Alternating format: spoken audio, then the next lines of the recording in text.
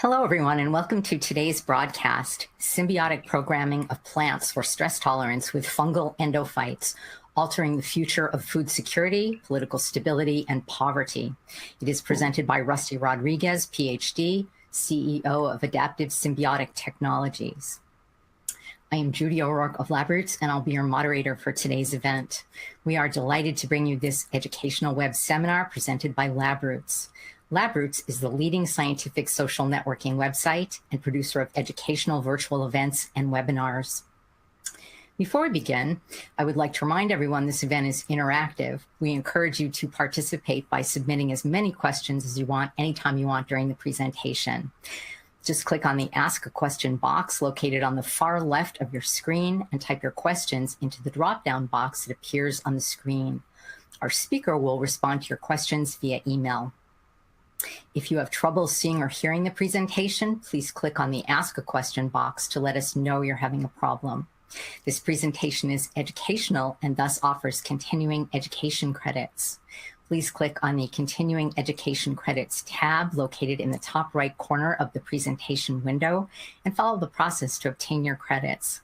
Please join me in welcoming Dr. Rodriguez. I will now turn the presentation over to him.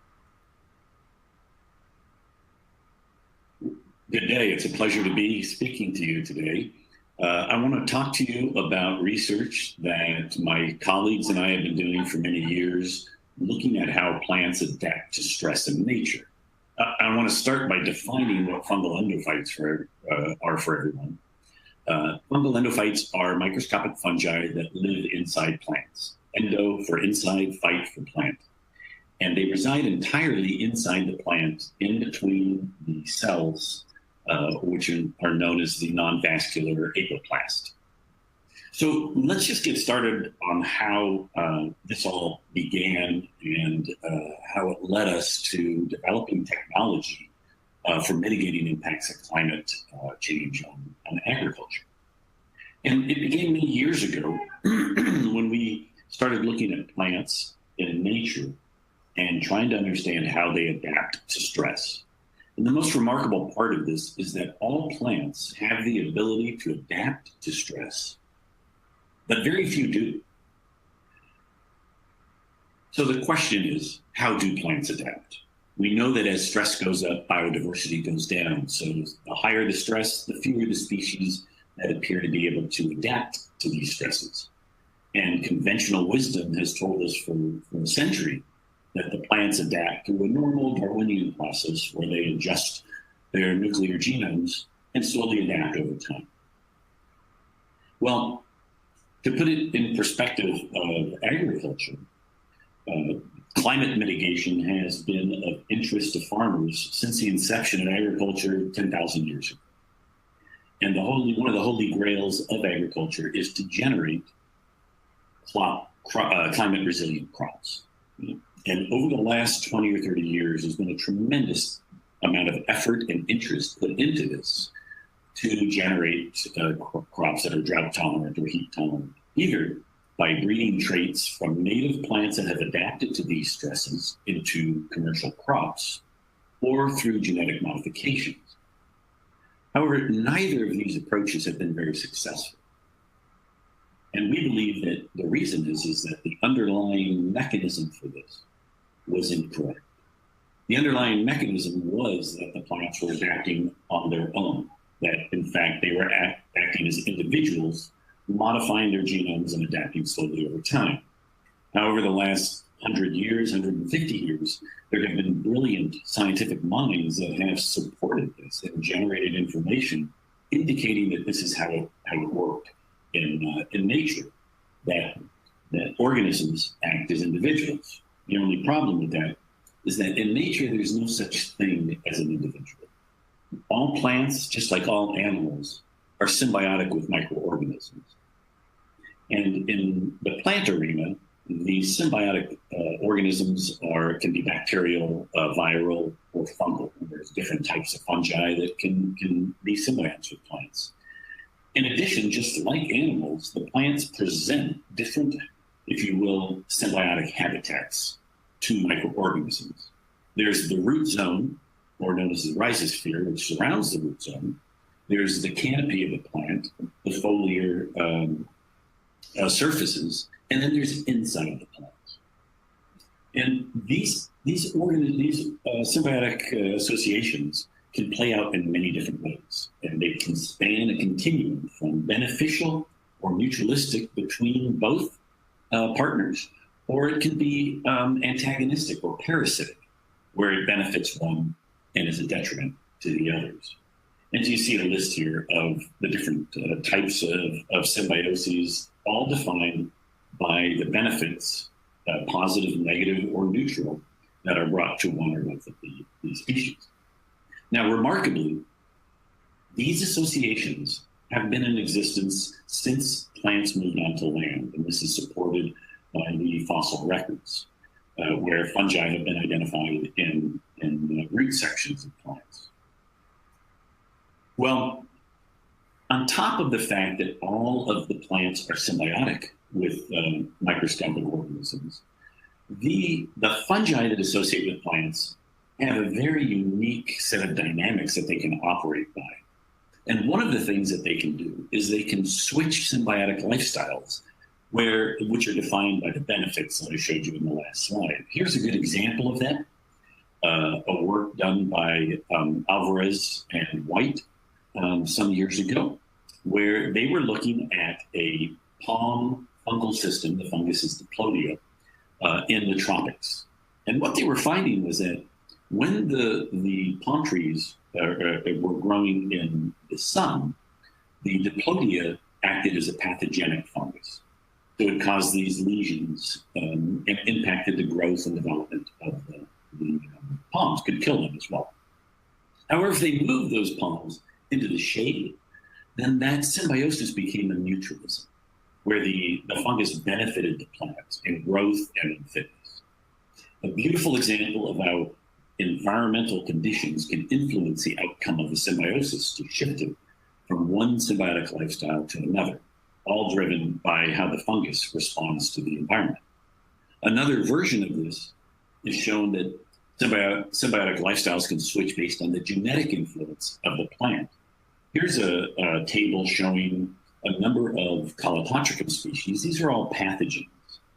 And the disease hosts that they are pathogenic on are shown next to each of the species.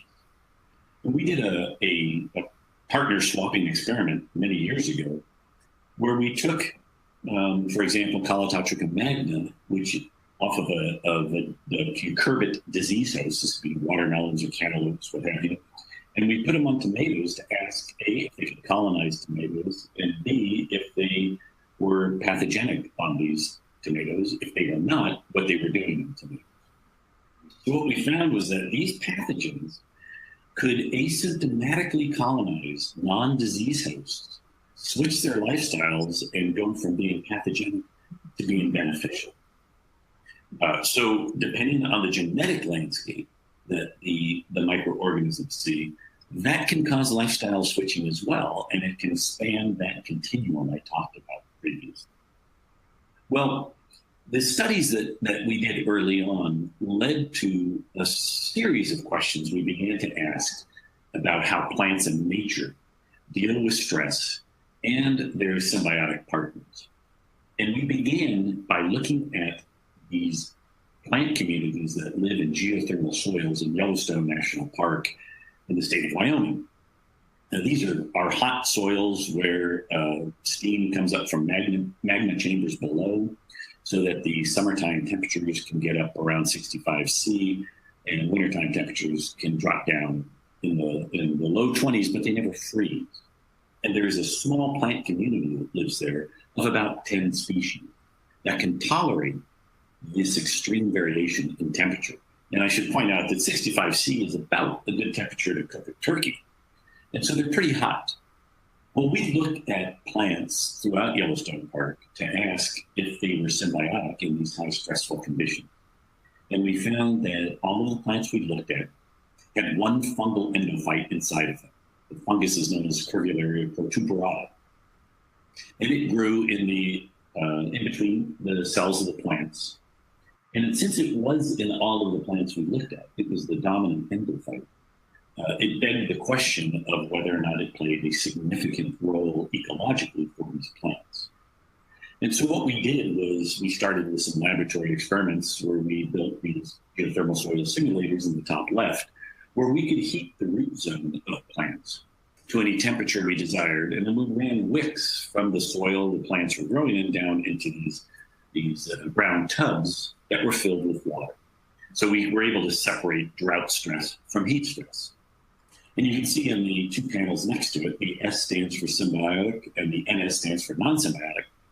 We were heating these root zones to 70 C during the day, turning them down to 37 at night, and repeating that. Well, the symbiotic plants survived throughout the entire experiment, which was about 10 days. The non-symbiotic plants died within a day or two. So this was at least laboratory indication that this association might have a significant ecological role for the adaptation of these plants in nature.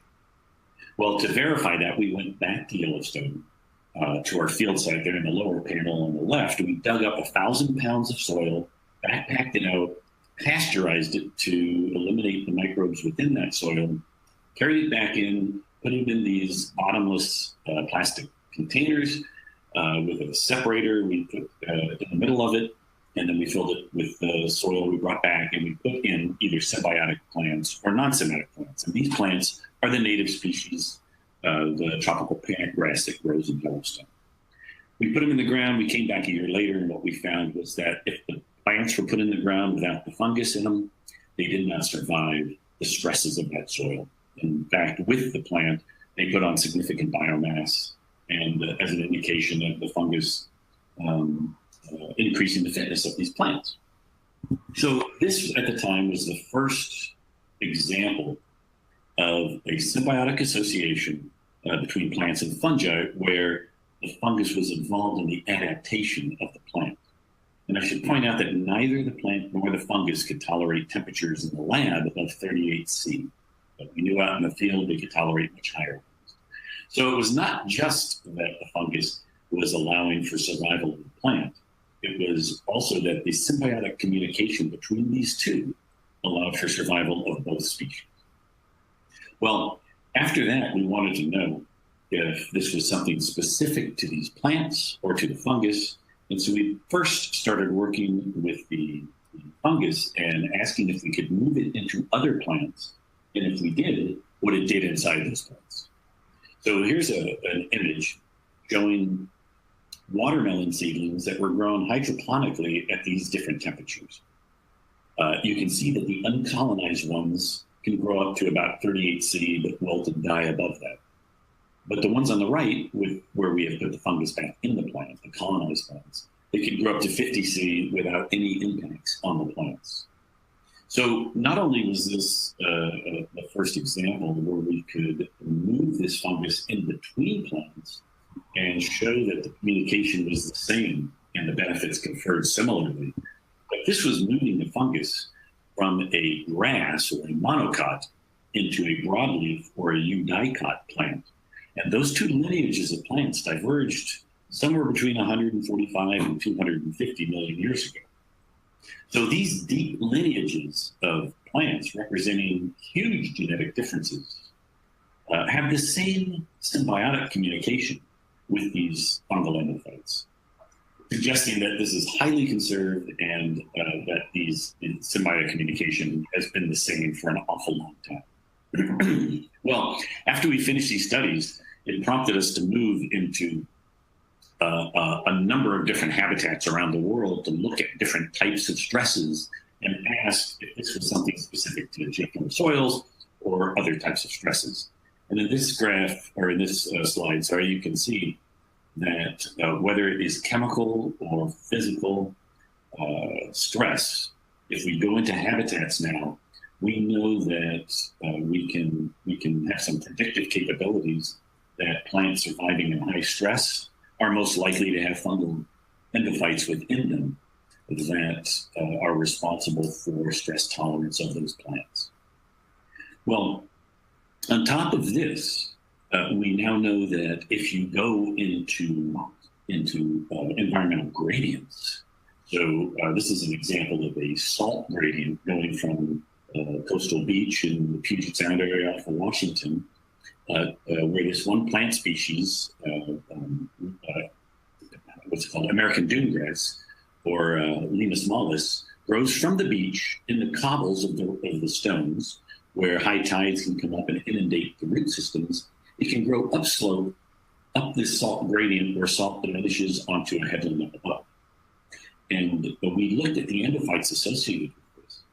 And what we found was that the plant exchanged its endophytes as it grew upslope from one on the beach that conferred very high levels of stress tolerance or salt tolerance to eventually ones on the slope, which didn't confer salt tolerance at all. But what these endophytes did do is they optimized the fitness of the plant along the gradient. So we did some reciprocal transplant experiments to show that at any point along this gradient, these plants have to have these respective endophytes to survive and to reproduce. If you exchange those endophytes, their fitness is greatly reduced. We call this symbiotic modulation. It's another dynamic aspect of this association. Well, how does this all happen? This is what happens to plants when they are exposed to stress. All aerobic organisms, when they are hit with stress, experience some metabolic imbalance. And what is normally made at very low levels becomes made at a much higher level. And these are reactive oxygen species. These are very important molecules for signaling various aspects of physiological outcomes throughout an organism, but at high levels, they're very toxic. At low levels, as I said, they're signaling molecules. When the levels go up, what they do is they also signal the initiation of a series of stress response cascades, things like the production of ethylene or abscisic acid or osmolytes, in an attempt for the plants to mitigate the impacts of stress, the stress that they're experiencing. And what we found was that if you have the right endophyte inside the plants, then they don't experience this increase in reactive oxygen. So this panel on the lower left I just brought up shows you what happens to leaf discs taken out of plants when they are stressed or not, that's the plus or minus sign, and then floated on a solution of an herbicide called paraquat. The paraquat elicits a reactive oxygen response and causes the bleaching of chlorophyll. And you can see with the NS or non-symbiotic, leaf discs from plants that are stressed, floated on paraquat, turn completely white in the upper side, but if they're not stressed, they stay green. If you have a compatible symbiont, which confers resistance to the stress you impose, then the leaf discs stay green whether they're stressed or not. And if you have an endophyte in the plant which does not confer tolerance to the specific stress you're imposing, those leaf discs also bleach out white under stress, and they don't in the absence of the stress. So as a summary cartoon, this is basically how we see things happening inside the plants. Plants that are hit with stress that do not have a symbiont in them or have an incompatible one have an increase in ROS. They essentially freak out and they turn on every biochemical pathway they can to try to protect themselves. But if they have the right endophyte in, they don't turn on those pathways. They sit there and kind of chill out until the stress is gone. And then they bring their metabolism back in full swing in a very balanced manner, and they continue to grow. If you look at how they respond to biotic responses, so those stresses I just showed you were all abiotic, things like heat or salt or temperature. If you expose plants to, say, pathogenic organisms, what they do is something very different. If they have the right endophyte inside of them, the endophytes act as a biological switch, if you will, where they activate the plant defense systems very rapidly and very powerfully. So in the graphs below, you can see in the red what happens to plants that have an endophyte exposed to a pathogen, where the endophyte then kicks on the defense systems. The plant then walls off the pathogen, and it is completely unaffected by the pathogen. The panels up above show you what happens in non-symbiotic and symbiotic plants that are exposed to various pathogens. The blue lines in the graphs below show you what happened to the non-symbiotic plants.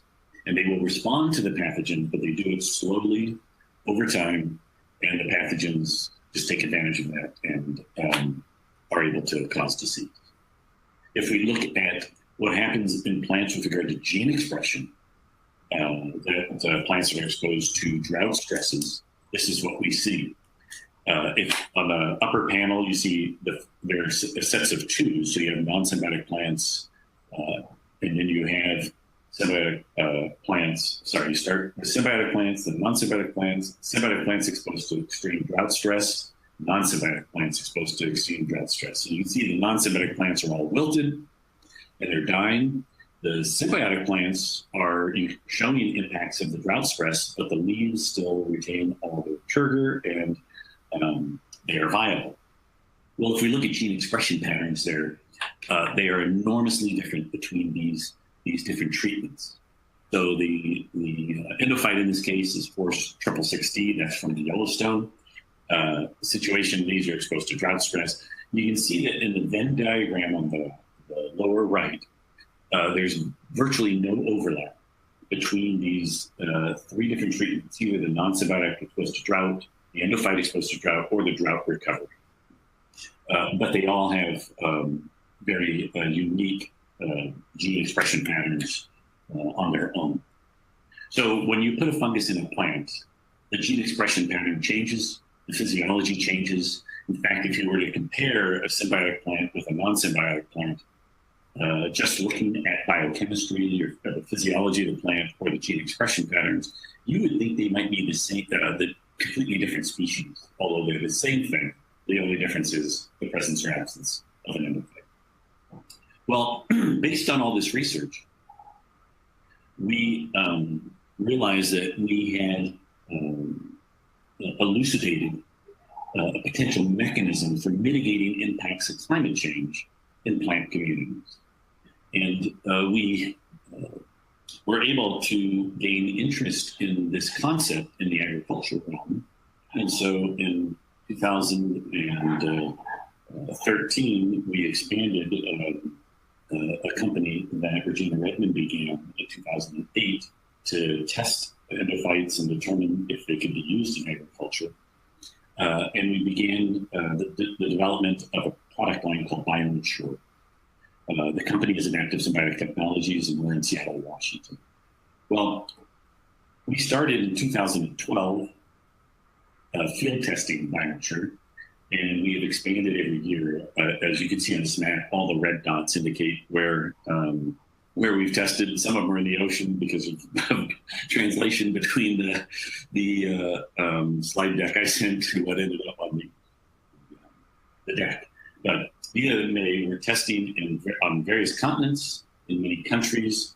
And what we have seen so far is that when stress levels are high, the benefits are high.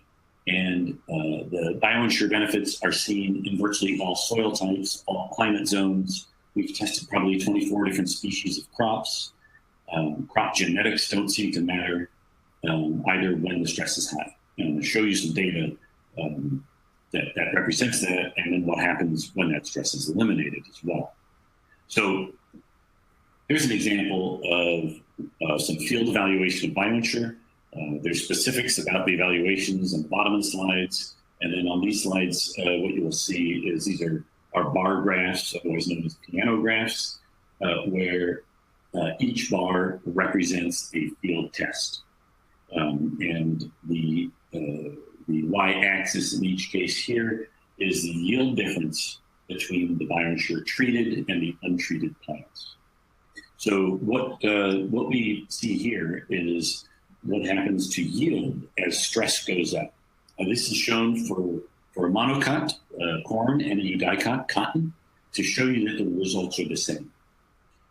We have really large average yield increases as, in this case, either water or heat stress increases. We have something here called win rate, which is basically of all the trials you ran, how many exceeded your expectation. And the expectations are shown there as percent yielding. But the point here is that as stress goes up, the benefits go up. Now, this is represented visually in this slide here, where you can see the effects of BioEnsure on corn. In this case, these are in field plots that were done in South Dakota, in the U.S., and you can see the BioEnsure treated corn is still very green in August after a very dry and very hot summer, whereas the controls, the untreated plants, are all brown and senescing at this point. They're drying out. And so there will be an enormous yield difference between these. We will get yield data for another month or two, but that's a visual of the types of results that we see out there. Now, one of the interesting things that we see also is that as stress goes up, before there are negative impacts on the untreated controls, there are additional benefits of the BioEnsure. So this graph, the bar graph, represents an irrigation experiment where we irrigated either with 100%, 75%, or 50% of normal irrigation levels on corn in Yuma, Arizona.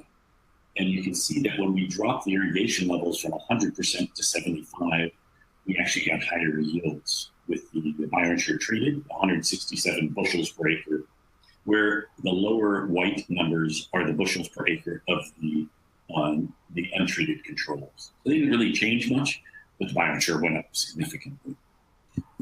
So this is just an example of how we see the impacts of stress increasing benefits that the fungus confers to the plants. And below now, this is just a schematic of how we, hypothetical schematic of how we visualize this. As stress goes up, the yield benefits go up in the BioEnsure treated. And then, of course, as the untreated controls get impacted, the difference between them becomes greater and greater. And at some point, the stress becomes so great that everything will die. And so this will mitigate the impacts of climate change. It does not vaccinate the plants against any climate impact. Plants will still need some water, and they can still only tolerate temperatures up to a certain level. Okay, well, what happens when the stress goes away? This is what we see. The yield, average yield increases go way down, as do the win rates. So we drop the win rates from above 90 to around 70. We drop, and this is in corn here, we drop the average yield from about 26% to 3.5%. Some of it ends up in negative responses, and we don't know why that occurs, but that's very common when we do these types of studies across big geographic areas. So that's the difference between the stress goes away. We believe that the environmental conditions and the genetics of the host then may play a bigger role in the outcome of these associations. But when the stress is high, we see that disappear. So we've tested this on a large array of plants now in many locations around the world. This graph shows you the difference between spring wheat and winter wheat. There's really no difference there. This is all under low stress. But the table there shows you all of the plant species that we have field tested so far. And we're working to expand this continually as interest continues to grow. Okay, well, one of the other things that we have seen is that the BioEnsure can benefit plants nutritionally, and they can also confer levels of salt tolerance and cold tolerance to plants. The nutritional experiments are very interesting. They're very simple to do, but basically what we do is we take non-symbiotic plants or treated plants, and we plant them in soils devoid of fertilizer. And then we ask how much biomass can the plants produce. And you can see in these images, at least under controlled conditions, these corn plants that were treated with BioEnsure could put on a significant amount of biomass compared to the non-symbiotic controls. If we expose plants that are treated versus not to seawater levels of sodium chloride, the BioEnsure can protect those plants against the salt water. And if we drop temperatures to 15°C or lower in the lower panel on the right, you can see that BioEnsure, the green bars, germination rates of those seeds stay very high, whereas the control drops very low. Well, this year we were able to begin testing this in the field. We had a lot of cold stress early on, and what farmers saw across the whole northern tier of the U.S. was that the BioEnsure treated plants germinated faster, and they were out of the ground, seedlings were out of the ground about 3 inches before the checks or the untreated plants began to emerge. This then led to bigger plants throughout the season and bigger ears on these corn plants that were treated as well.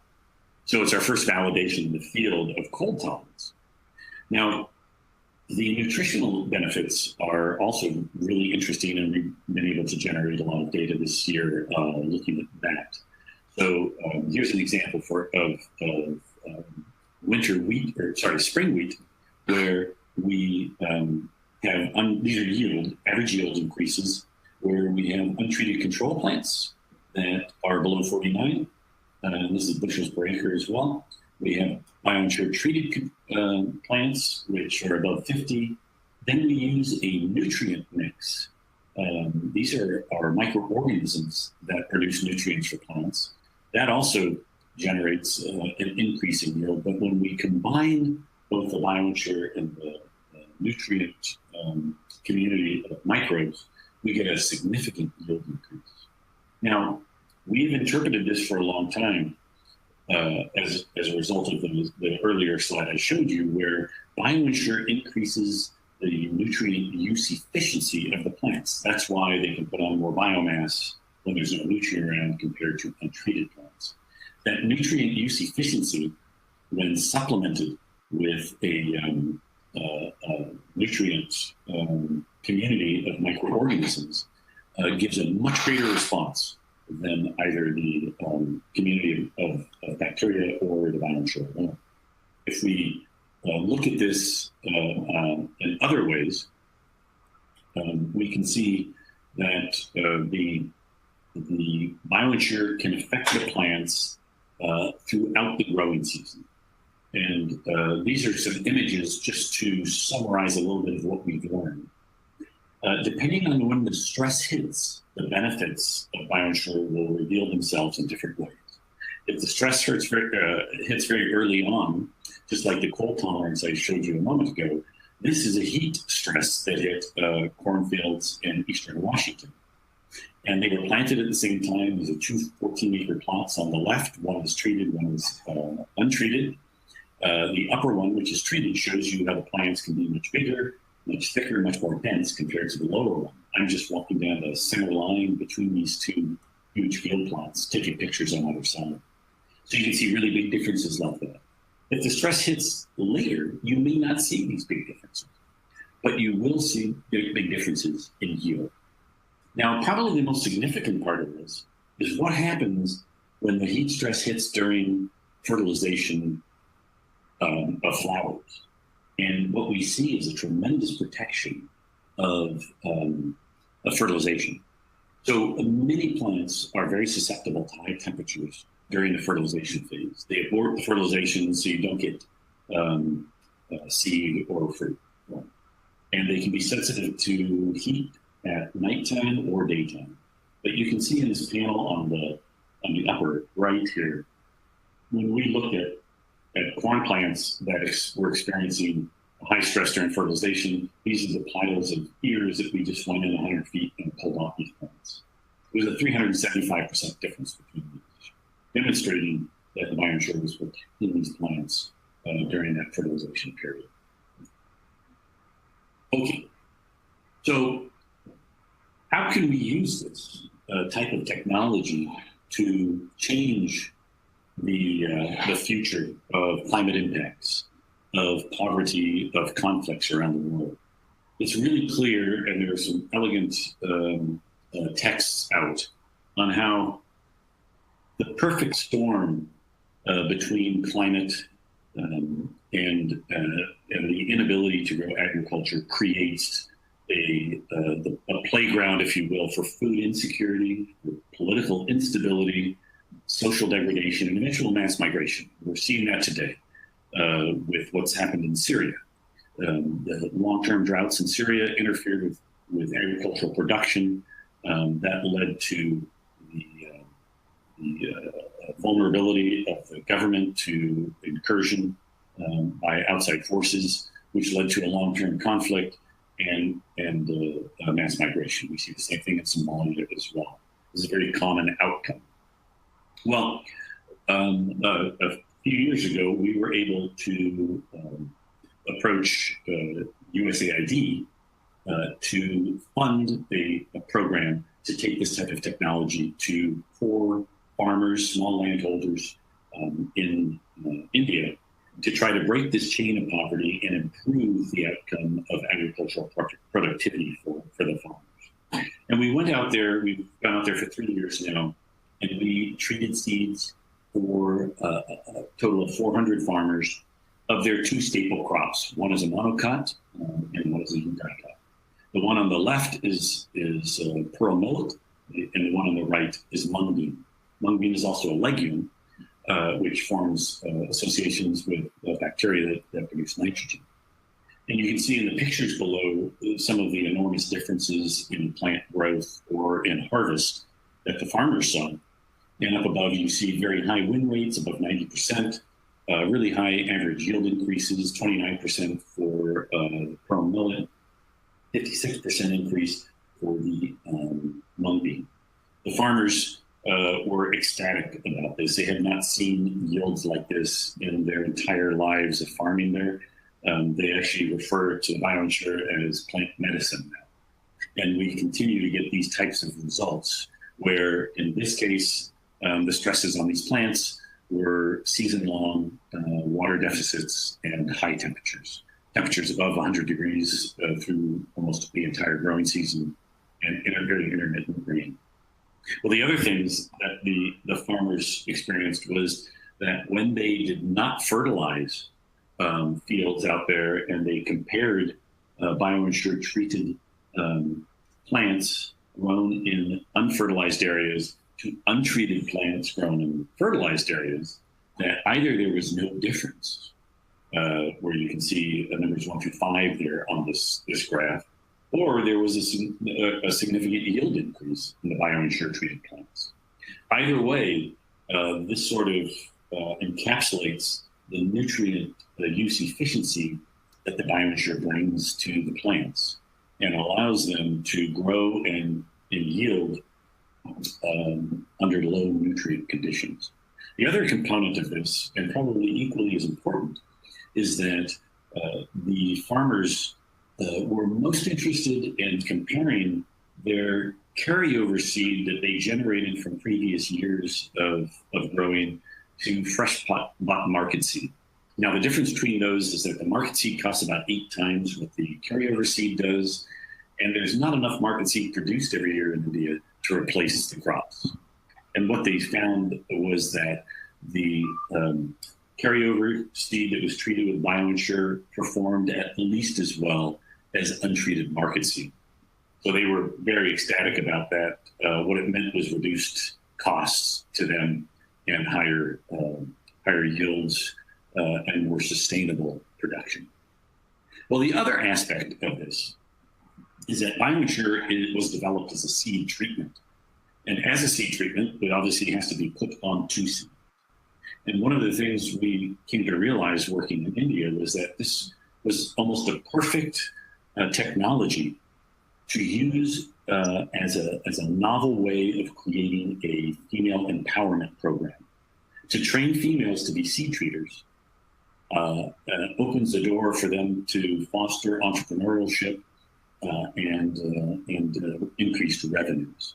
So we've been working over there for the last 2 years to begin training females in this area that we hope will allow them to become a much more integral part of agriculture in these areas and allow them to begin to generate funding for themselves and their families. Okay, so where are we going with all this? We are very happy with the climate protection that we can bring to plants. We refer to it as climate resilient crops that we're generating. We have, within a year now, we believe that we will be able to have new formulations that will open the door for generating nutritionally independent crops as well. We know that we can use bacterial consortia now as a form of fertilizer. Many people are doing this. And when we combine them with nutrient use efficiency, that greatly reduces the need for any type of synthetic fertilizer or additional fertilizer to crops, which translates not just to decreased input costs for the farmers, but it translates to increased water quality coming out of the fields that are used for agriculture. We're also working on new endophytes to protect plants against pathogens and to increase crop quality. So in the end, we're looking at using entire microbial mixes, probably with some supplementation of microbial fermentation products or other organic components to take these yields and agricultural productivity to a much higher level of sustainability and yield to meet future demands of the human population. Okay, well, let me finish then with just a couple of thoughts here. In reality, none of what I talked about today should be much of a surprise if we were all trained in microbiology and geology and archaeology. If we look at this image, this is from the La Brea tar pits down in Los Angeles, and it's a beautiful display of the history of the Earth. Now, our planet formed about 4.5 billion years ago. And in less than 1 billion years, life began forming in the form of photosynthetic bacteria, anaerobic photosynthetic bacteria. There wasn't much atmosphere at that point, at least not much oxygen in the atmosphere. And it is estimated that it took a little over 2 billion years for those bacteria to begin to oxygenate the atmosphere to levels that were conducive for respiratory growth or respiratory physiology like today's plants and animals have. We still have lots of anaerobic organisms on the planet, but that oxygenation of the atmosphere led to an incredible expansion of biodiversity. And about 500 million years ago led to the colonization of land by plants. It wasn't until after that animals could colonize the plants and begin to develop here. But in reality, everything that is extant today evolved in a microbial stew. And there was only one way that it could happen. Well, there's two ways it could happen. Either you tried to combat the microbial stew, which was just overwhelming and required too much energy and genetic cost, or you learned to live with it. And the living with it became known as symbiosis, the intimate association between complex organisms like plants and animals and microorganisms that live inside them. It is one of the major and few common threads on this planet to life with regard to plants and animals. There aren't a whole lot of common threads, but this is one of them. There are no plants out there that are not symbiotic. And in reality, there are probably no healthy plants that have any real fitness that allow them to adapt and survive in habitats without their symbiotes.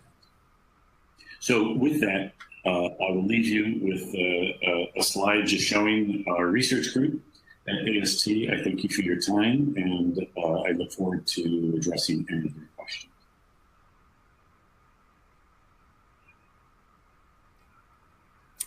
Thank you, Dr. Rodriguez, for that informative presentation. We will now start the Q&A portion of the webinar, and we'll address some of the most commonly asked questions by our viewers. If you have any questions you'd like to ask, please do so now. Just click on the Ask a Question drop-down box located on the far left of your presentation window. Type your question into the box that appears on your screen and click the Send button. Our speaker will follow up with your questions via email. So let's get started. First question is, what controls the modulation of symbiotic partners? Well, and with regard to plants, the plants appear to have the ability to alter the associations. So as we look, as plants grow across environmental landscapes or environmental gradients, the plant will kick out one partner and take in a new one. We've done this in the lab where we can show that the plants control this process.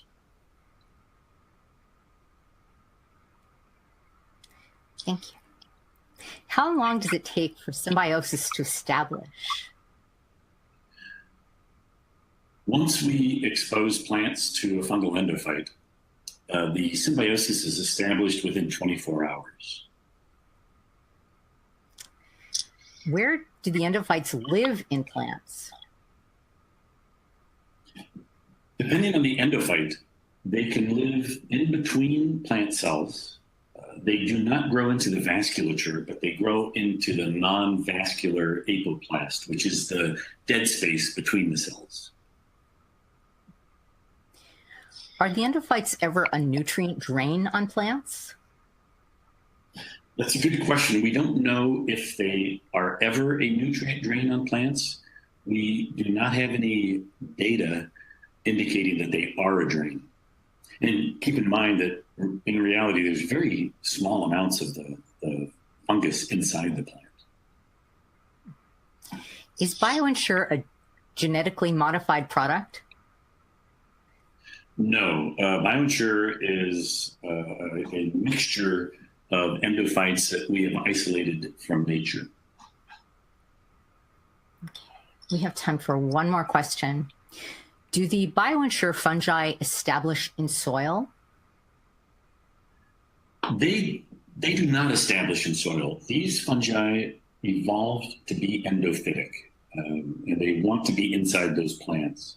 So after a plant is harvested, it senesces, and we cannot detect the fungus in soil. We've done a series of tests to show that the BioEnsure fungi are very non-competitive under soil conditions, and they don't seem to survive there. Thank you. I would like to once again thank Dr. Rodriguez for his presentation. I'd also like to thank Labroots for making today's educational webcast possible. Before we go, I want to let everyone know that today's webcast will be available for on-demand viewing through December 13th, 2018. You will receive an email from Labroots letting you know when this webcast will be available for replay. Please share that announcement with your colleagues who may have missed today's event. That is all for now. Thank you for joining us. We hope to see you again soon. Bye.